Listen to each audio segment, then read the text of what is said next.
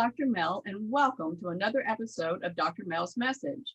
Today's author has more than one book, but we're going to concentrate on one of them today. We'll highlight a couple of the others, but his name is Alan Daughtery. Did I say that right, Alan? Yes, ma'am, you sure did, Dr. Mel. Yay! Well, welcome, and I want everyone first, before we even get started, now that I've introduced you, I want to introduce your book, and it's called Successfully Programming Your Mind. So sit tight, we're going to do the cover reveal, and then we'll be right back.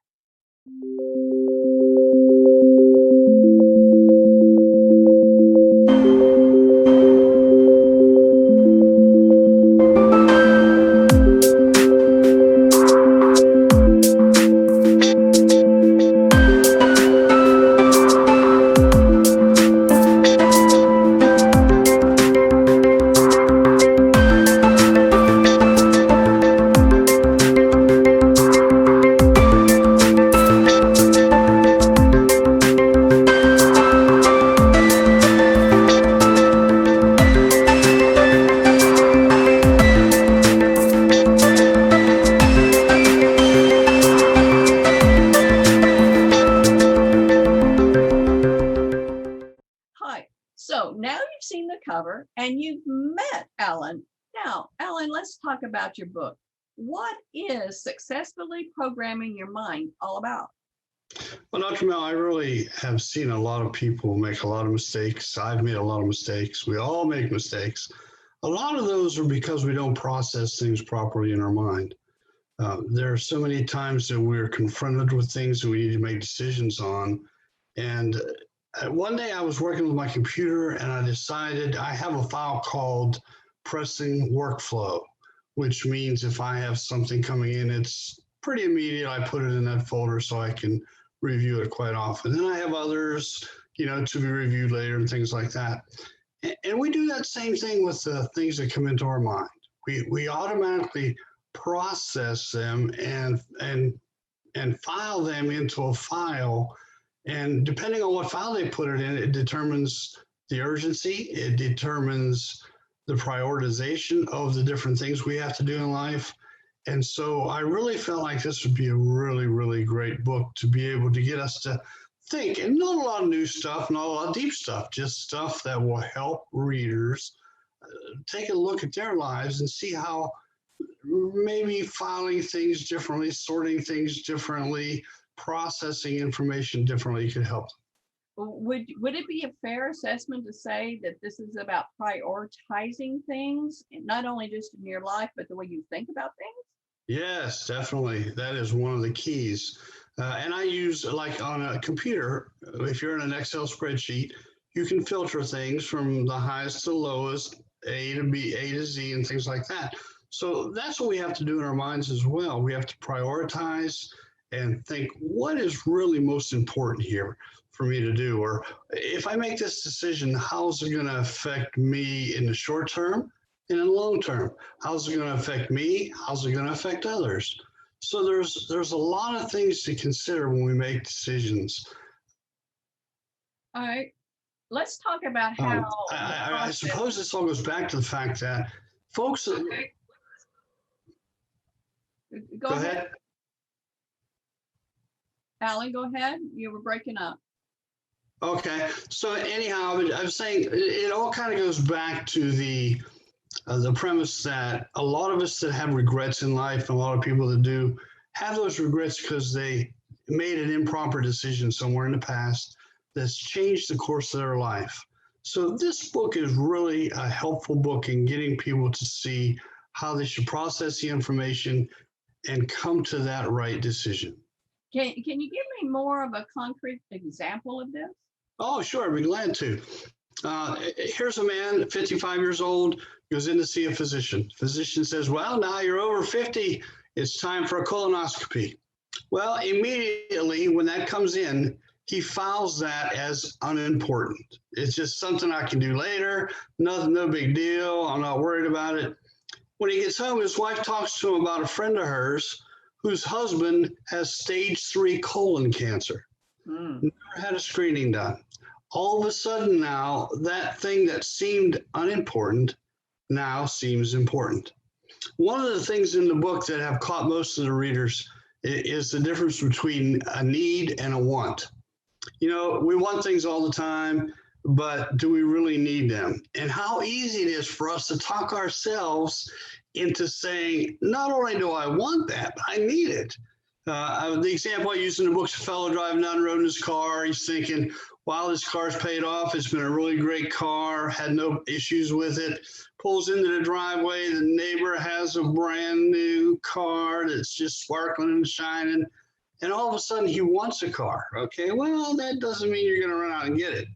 But then he starts thinking, well, my tires are starting to look a little low. And, you know, sometimes I have trouble winding the window up and down, and the CD player's broke.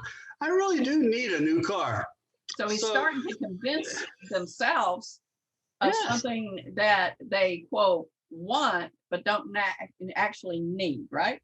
Exactly. And so they're creating that priority in their mind. It's almost, is it like making an excuse for going out and buying something that you don't necessarily need? That's exactly right. You're justifying your actions because you've improperly filed things in your mind. One of the other examples I give is I also work with finances, and I try to tell young people how important it is to start putting money away early. But you know, young people today, they just don't even think about, what am I going to do when I retire? I didn't think about it when I was young. You don't really worry about it. That's something I'll worry about later. But if you start saving money at a young age, compound interest will build that to a nice nest egg when you're ready to retire. You wait till you're 40 or 50, and you don't have a chance in the world to save enough money to retire. I believe that. I started, years ago in the 80s as a school teacher. And as crazy as this sounds, from the very first paycheck I ever got, I put and purchased a $25 savings bond. Wasn't a whole lot, but I wasn't going to break the bank either at this rate. Right. Well, years down the road, and here I am now 63, you know, that's a lot of time. You know, that's 40 years. Oh, yeah. And you're right. And so I love the premise of where you're coming from, that it's almost like you are what you think, or you are what you're thinking, so you're going to become that. That's exactly right. So they need to step back, right? Yep. What's the hardest part about stepping back and saying, no, I don't really need this or want it? Well, there's two things. First of all, it's really prioritizing, like you mentioned earlier. He may have some other bills he needs to pay.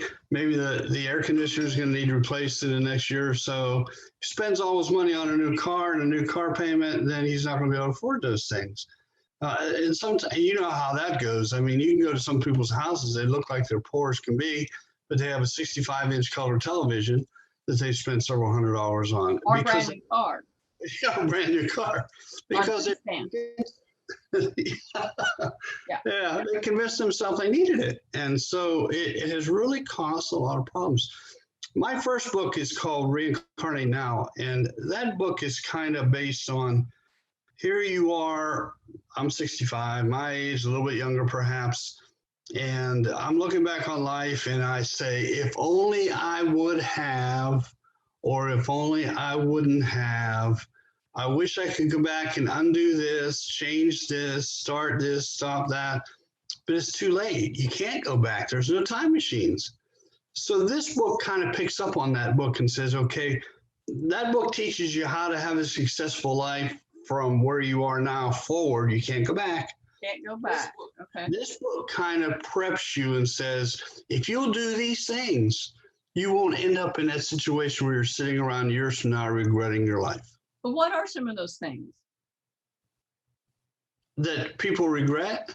Well, no. What are some of the things that you actually can do to reprogram your brain? The most important thing is we don't take the time to decide. We either react or we allow our subconscious to make that decision for us. In other words, that gentleman I told you about with colonoscopy, he didn't really sit down and have a good thinking process and a decision-making process. It didn't even come to a decision. It was automatic. Yeah, I'll do that later. subconsciously we push away those things that we don't really want and don't really need, and we accept those things that we really want and we go after them. So the process is, let's slow things down and let's think about all these things and put them in the proper place. Yeah, I'm 55. Yes, I'm supposed to have a colonoscopy. It doesn't take that long, and it sure would be great to prevent myself getting colon cancer or having it detected early so it can be treated. Same thing with the car. Yes, I would love to have a new car. It smells so good. But you know what? If I save that money up for the next 3 or 4 years and drive this car, I'll have a nice down payment I can put on another car. Plus, I'll be able to use the money now for things that my family needs. That makes total sense. What you reminded me of, which is a high compliment, okay, is something my mother taught me, and she's deceased now, but these words don't ever leave me. And she actually says that if you don't know what to do, don't do anything. Meaning, that doesn't mean become lazy. That doesn't mean put it in the corner. That means let's think about what it is that you have to decide. And I think that's what you're alluding to. If we stop and reflect, I'm asking, not telling here, if we stop and reflect and really look at the impact of what it's going to do with our decisions, are you saying that our lives can actually start reprogramming where we're making better decisions for our life?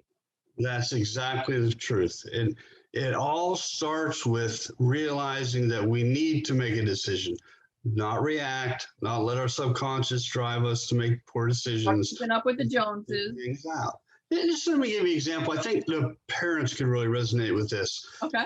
Here's a man, works 60 hours a week. He's trying to get ahead, trying to get up in corporate America, working really hard. He has a project the next day he's already done, but he wants to kind of fine tune it a little bit. But it's the day that his son has his first baseball game. So now he's got to decide what's important. Well, my job is important because I bring home money and that helps us have a good lifestyle. So that's important. The ball game is not important because he'll have other ball games I can go to. But to that child and that mother, him being at that first ball game is more important than he can ever imagine. So when we make decisions, we need to make them on not just what's important to us, but what's important to others. And we would normally do that if we really think about it. But unfortunately, we rush in decisions by reacting or rationalizing. So is the reaction a part of the subconscious taking over, or is it just literally a just outright reaction with no thought to it? That's right. And in that first book I was telling you about, I have a really solid decision-making process. Okay. 1, 2, 3, you go right down through it. The problem is most people don't even get started in that decision-making process. They already have their mind made up. They don't weigh the pros and the cons. They don't look at the short and the long-term effects. They don't look at who it's going to affect. They've had their mind made up already. So if you have your mind made up, you're not really making a decision, are you? No, that almost sounds like self-centeredness in a way. Yeah, exactly. So in order for our computer to work effectively, it has to have all the details and it has to be allowed to run the programs to get things in the proper perspective.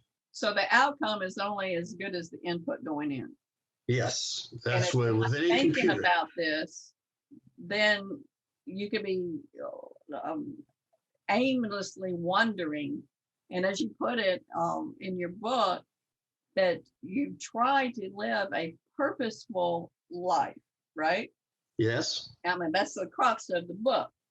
And when you're trying to live a purposeful life, you can't do it by overreacting or reacting or fulfilling all of your wants other than needs.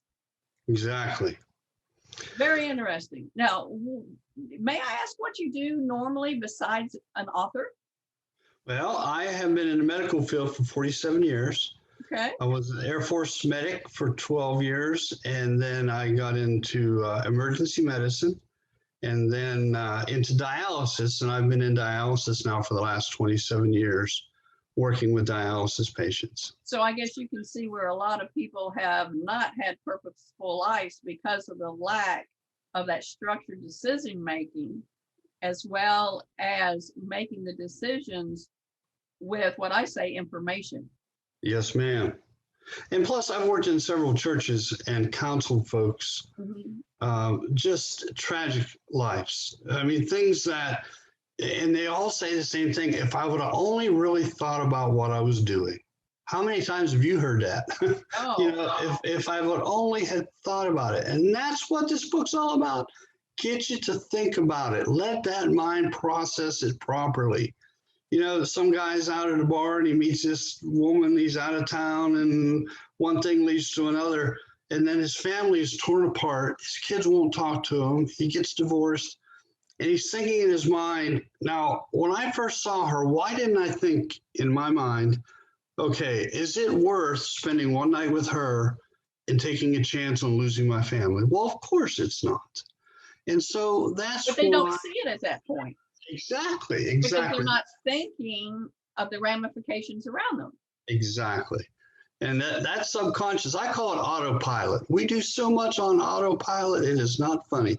You know, people that try to lose weight like me, I mean, I'll sit there and portion control my supper, and then I'll eat a couple cookies while I'm doing dishes. Yeah, I mean, you just nailed me right there. But I don't sit down and decide. I don't say, there's a cookie. I wonder if I should eat it. Now, I just about starved myself at supper so I could lose weight, and now I'm going to eat a cookie. I would decide not to. But I don't get to that place. I do it before I even make a decision. All right. Now, let me ask you this. In your book, you refer to, you know, looking at things like, do I need it now? Do I need it later? Do I want it now? Do I need it, you know, later? Retain something, put it in the trash bin, don't think about it again. And the cossaging messages that you start getting, how is that developed? The filtering process is very, very important. You know, parents, we have a responsibility, of course, when our kids are growing up to try to do the best we can to filter what comes in. We make sure we watch what they read, what they see on TV, what they listen to, who they hang out with. But after we become adults, there's really no control. So we're kind of on our own, and it's up to us. You know, I listen to negative people all the time. And you know what listening to negative people will do to you? It will make you negative. Yes, ma'am. If someone comes along and they have some racism in them, for example, and they start talking poorly about another race or a religion or a nationality, that goes right to my trash bin. I don't believe that. I don't think that way. And so it never even enters into my processing center. It's gone. And that's what I think would really help our country and will help all of us as individuals if we would just look at things in that light. Say, some of this stuff, I don't want to entertain it. I don't want it in my mind. You know, you start dwelling on things. Next thing it does, it provokes actions. And look at all the terrible things that happen in our world. When you say actions, you're not talking positive actions. You're talking the negative actions that poorly impact your life. Exactly. Yes, ma'am. And then your life's no longer, quote, purposeful. Yep. And isn't that what really addiction's all about? I mean, I was going to ask you, yeah, you took the words right in my mouth.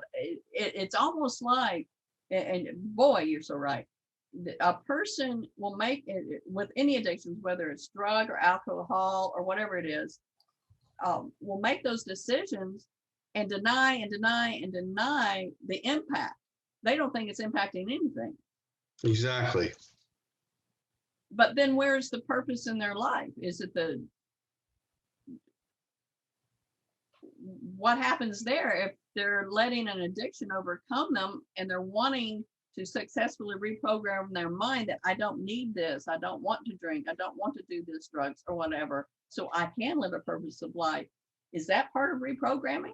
Sure it is. And the first thing that has to be reprogrammed is I can do it.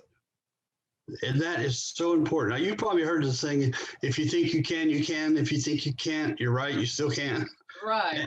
And a positive attitude about things, there have been people that have overcome some, oh my goodness, tremendous barriers in life, but they're able to do it because they have that positive attitude. I can do it. And I think that's where people that have addictions and people that have problems with pornography or even something simple like smoking, drinking, that they really want to get a handle on, they first have to come to the realization that they can do it. It's possible. It can be done. And once they have that mindset, it sets that computer off in a whole different direction. And when you say computer, you're talking about the way you think in your brain. Exactly. Yeah. You know, the computer says you can't do it. So everything you look at is looked at in that light. But if you say, I can do it, all of a sudden, doors open up, you see possibilities, and you see a way out. You know, that is such a valid point, because I was on a panel once and they were talking about getting rid of not just toxic people in your life, but the toxic thoughts that those people put into your own self. And that's where you're talking about the causage messaging should start taking place in your whole life. That if this is a toxic environment or toxic topic that's going to do more harm than purposeful living, maybe I shouldn't go there. Exactly. But people like those filters, Alan. How do you develop that filter to do that?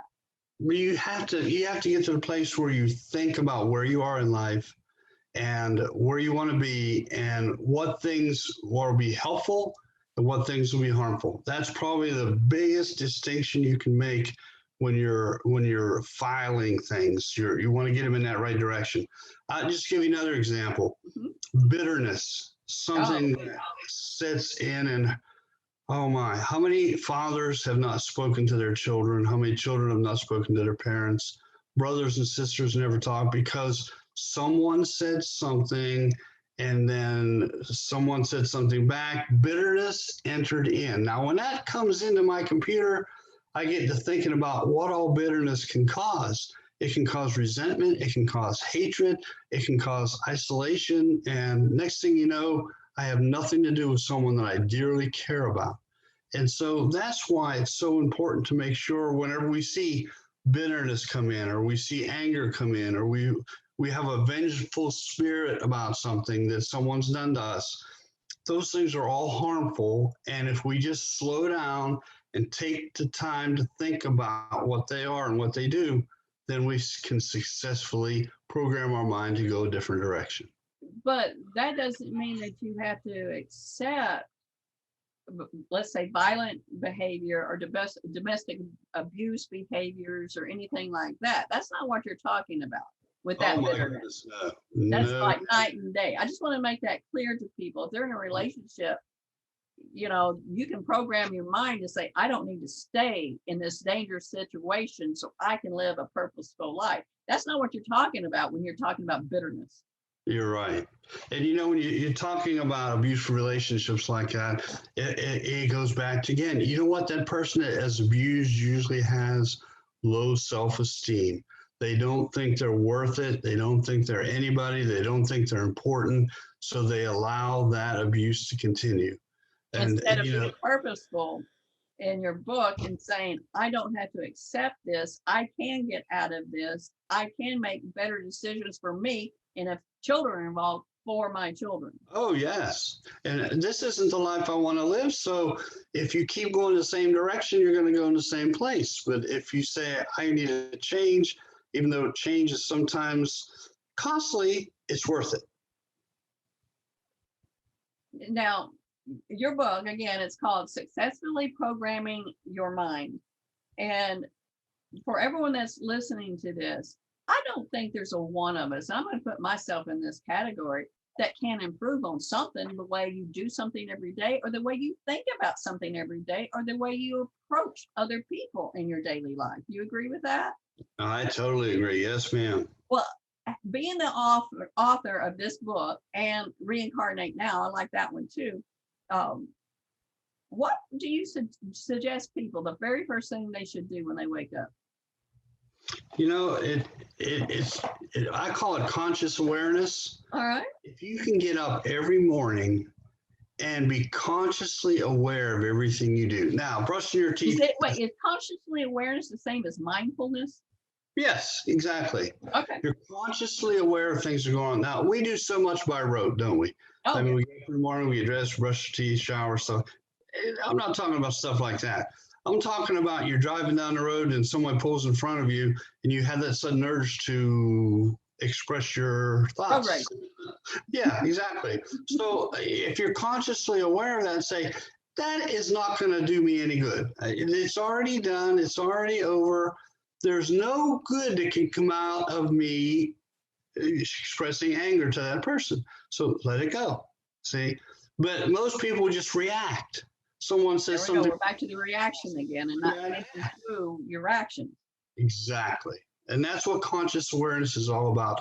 I would say if you got up every morning, took a deep breath and said, today I'm going to be consciously aware of everything that I do, and go through that day and make decisions where you need to make decisions instead of just reacting or subconsciously doing something that you were going to do anyhow. Right. Now, I've been guilty of this, especially in my early years in my career, okay? Not so much now. I've learned how to balance all of this out. But there's a lot of what I call type A behaviors, like I was, that burn their candles at both ends.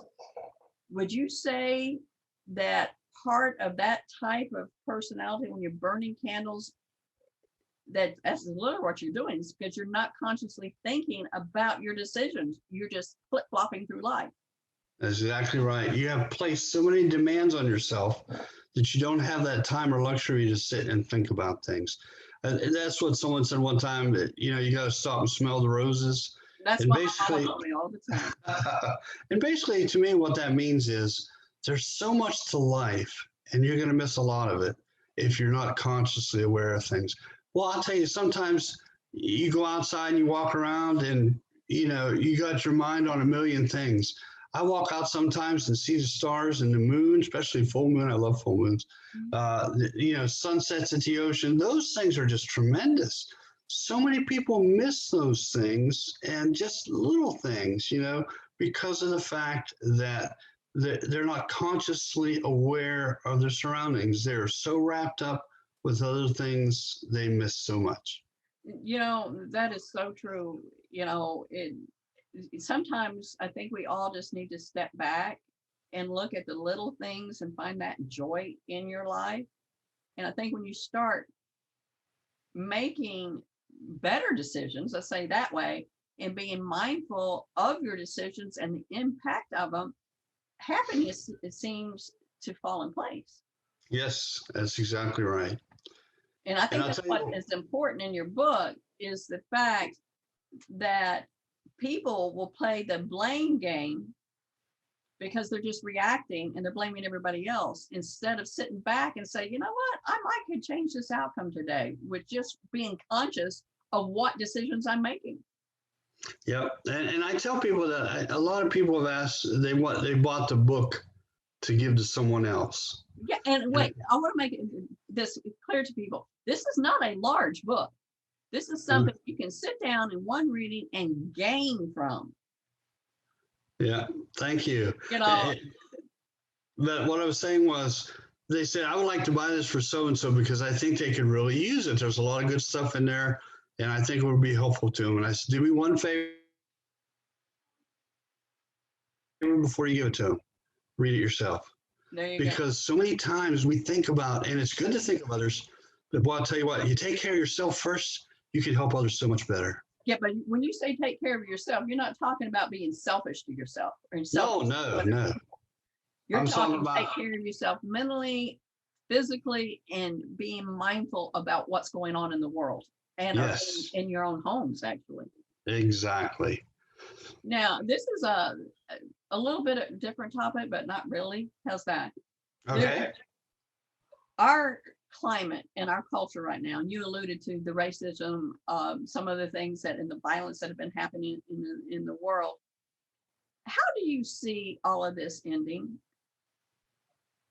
Well, I hate to say it, but I am an optimist, and some people say I might be a bit naive, but I think if we could grasp some of the principles that all of us know are true. I'm writing a book now called "It's Not the Things You See; It's How You See Things." Ooh, I like that. It's more about perception, and when you see something or hear something, so many times we want to revert back to the things that we had growing up or from the people around us that cause us to have these ideas about groups and races.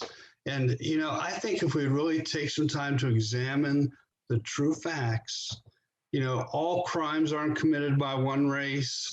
All bigotry isn't coming from one race. Right. Not everybody in 7-Eleven is one race. I mean, come on now. But we don't think about those things. It's something that's kind of ingrained in us. But I purposely don't believe that that's the way it was originally intended when we were created. I think there's some love there, some patience, some understanding. And that's what we really need to get back to, and looking at things realistically and not letting those things that we've allowed to sneak into our computer minds Right. say what we think. So you're trying to tell me that we can actually control some of those thoughts, not only going in, but going out? Sure, you can. I just tell you a quick story that I heard a long time ago. Missionary, a couple went down to, we're going down to the jungle areas, and the woman had to stay behind for a little bit longer. Her husband went down there and started. He got killed. So a few years later, she was able to continue the mission, went down there and was working with those people. And she was actually sitting there trimming the hair of the men that killed her husband. Now, can you imagine someone being able to mentally think, I'm down here ministering the gospel to these people and trying to get them medical assistance and things like that, and then I find out they're the ones that killed my husband? But she saw past those things that could have corrupted her mind, thinking they didn't know any better. They thought they were being invaded. They thought they were being under attack, and they were just acting in self-defense. You see, so I guess that's what I'm saying. A lot of people have been wronged. A lot of people have been hurt, but we still have to get to the place where our minds allow us to make the proper decisions about things. And all that's going back to this whole book about successfully programming your mind so you can have the positive outcome and live a purposeful life. That's exactly right.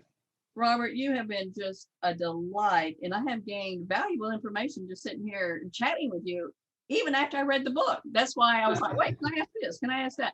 And I love that part about my job, working with authors and interviewing them, because I can get inside your mind in a little bit, but I always come away learning something. So thank you for that. Number two, thank you for your service in the medical field, because nowadays, wow. And Yeah. third, I am excited about your new book coming out, and I can't wait to interview you on that one when that comes out. Sounds great, Dr. Milne. I really appreciate you. Oh, no problem. Again, I have been chatting with a fabulous author. His name is Robert. No, I'm going to cut that and start over. Again, I have been chatting with a fabulous author. His name is Alan Daughtery, and his book, Successful Programming Your Mind. And another book he has called Reincarnate Now, and I highly recommend both. I have read Successfully Programming Your Mind, but I have not read Reincarnate Now, but I will, because I think I can help some other people in my own inner circles. How's that?